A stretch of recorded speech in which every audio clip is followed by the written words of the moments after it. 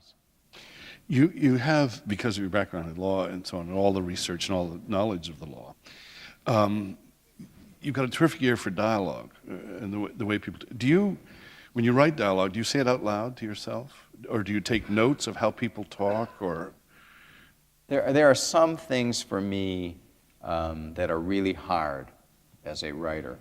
I find moving through time very difficult because I'm inclined to see everything in a scene. mm-hmm. And the reason I see everything in a scene is because I kind of automatically hear people talking to one another. It doesn't quite exist to me on a more abstract level. And dialogue has just never been hard. Do you eavesdrop in restaurants or in... I like to listen to people talking, yeah. I mean, when I wrote The Laws of Our Fathers, it was a novel that was set in the housing projects. And, that particular dialect is not one that, I was encountering often in the affluent neighborhood where I lived. And I would sit on the L and just listen to people. Take notes? You carry a notebook? I wasn't taking notes right then, but I would go home and write things down. I mean, I was doing a great deal of legal work there, too, which was mostly where I was learning things. But I wanted to make sure that I didn't just listen to prisoners talk. Did you grow up in a bookish household? Was it? I know you said at one point that you knew you were going to be a writer when you were 11 years old. You read The Count of Monte Cristo. Mm-hmm. Mm-hmm. Was it a bookish place, your parents or your... The short answer is yes. And my mom wanted to be a novelist. She never got very far with that, but she certainly wanted to be a novelist. She read a lot.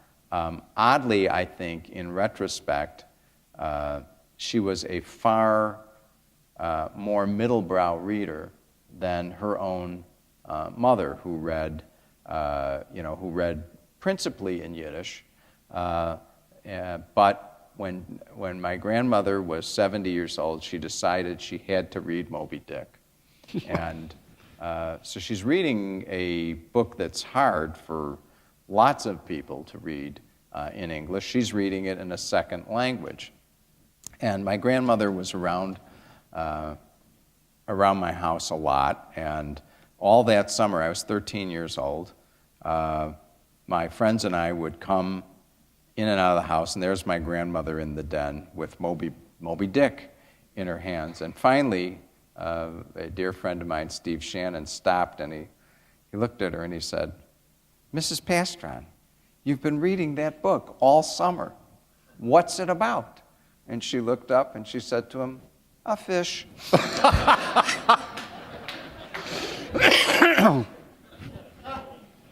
But she really was a serious reader and belonged to, book groups before that was popular, and it really was her influence as much as anybody's that pervaded my household. All right, so you're 11, 12, 13, and then when you're 17, you said that you read Portrait of the Artist as a Young Man, and that transformed your life. Now, I read it around the same age, but I read it as an Irish Catholic, and it had that kind of resonance. What was it about it that got to you?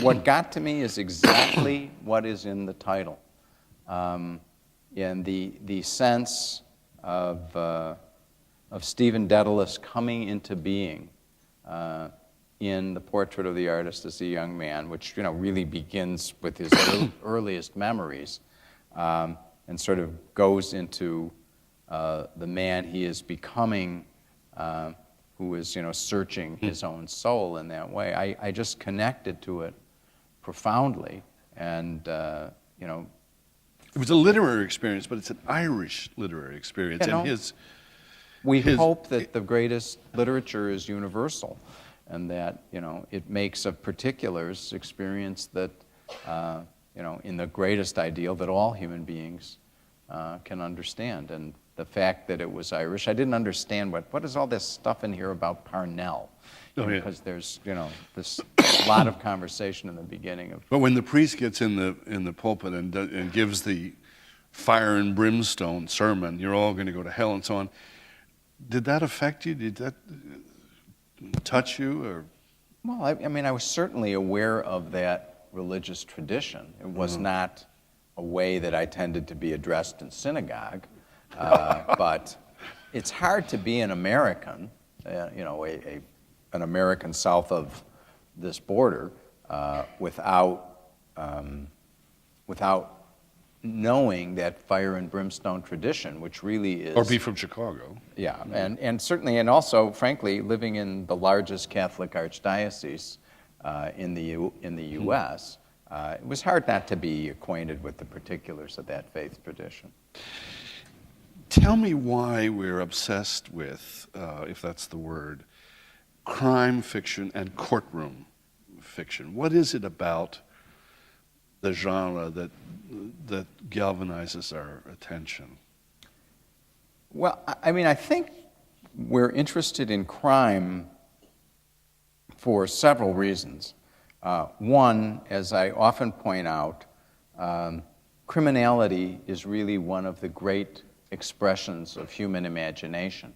As somebody who's been involved as a criminal lawyer since my last semester in law school when I worked in the prosecutor's office in Boston, you see a lot of people who, for better or for worse, think outside the box.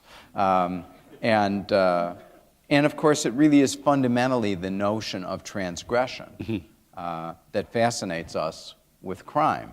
And most crime stories, of course, tell the same story, which is that crime doesn't pay.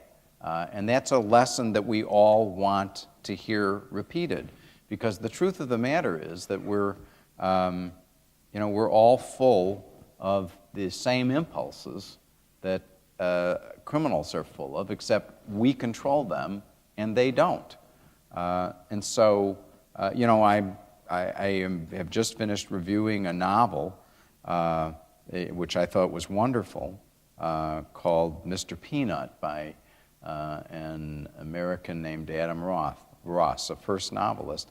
And it's a very bold novel because it's about the propinquity of love and violence. And it's about three husbands who are all possessed at moments of dreams of killing their wives. And of course, wouldn't surprise you, given innocent, to know why I was asked to review it. But that's a reality. That love and violence are at least imaginatively often intermixed, and so people are fascinated with crime. You've been a prosecutor and a defense counsel, a lot of it pro bono. Which is tougher? Both sides have their challenges. I got to a point as a prosecutor where I'd had enough. Enough of? Enough of being a prosecutor, because for me the worm really turned when I was in about my fourth or fifth year, and I was trying a case with my dear friend Steve Zenderwitz, who's now a very prominent litigator in Chicago, and we were trying to get a witness to turn. And the witness's lawyer, who I guess I could name, Alan Blumenthal, another really good lawyer, Alan said, look, he's not going to plead guilty and testify for the government because you guys don't have it right. And Steve banged the table and he said, what do you mean the government doesn't have it right? The government never has it right. We never understand exactly how the crime occurred. All we got to be right about is that your client is guilty, and we're right about that here, so why can't you explain it to him? Why is he stuck on the details? So afterwards I'm thinking, what does he mean we never have it right? This was kind of a revelation to me. And once that worm had turned, once I realized that those witnesses who were up on the stand, who were testifying for the government, many of them were engaged in acts of blame shifting, if not outright lying, I sort of began to feel that my white horse had been lanced.